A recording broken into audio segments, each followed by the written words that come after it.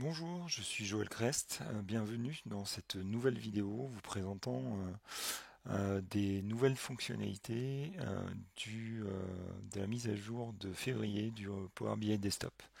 Donc aujourd'hui, on va voir le cross-filtering. Ça aussi, c'était un peu comme la synchronisation de slicer, c'était un élément très attendu. Le cross-filtering, c'est quoi?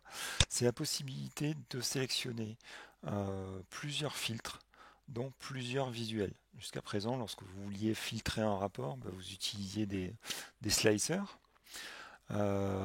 Et puis, vous aviez la possibilité de dire, là, dans ce rapport, par exemple, si je veux donc le rapport présente un certain nombre de tickets qui sont arrivés au service de support d'un éditeur. Si je veux filtrer uniquement les incidents, je vais ici sélectionner incidents et j'aurai toutes les informations relatives aux incidents uniquement. Si je veux des demandes, j'aurai que les demandes. De la même manière, si je veux filtrer par priorité des tickets, basse, moyenne ou haute, je fais une sélection ici et je filtre.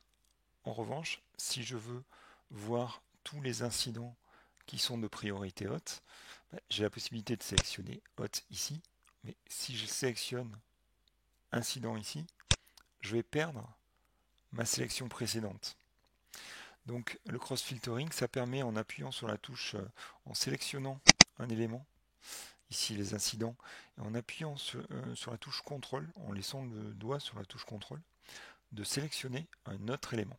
Donc de filtrer par exemple sur les incidents de priorité haute. Dans ce cas, vous voyez que tout le reste, tout ce que je n'ai pas sélectionné apparaît en grisé.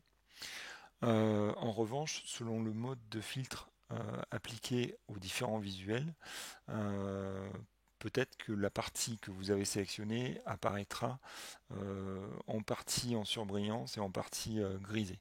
C'est le cas ici où on a en surbrillance uniquement la partie qui correspond aux incidents de priorité haute.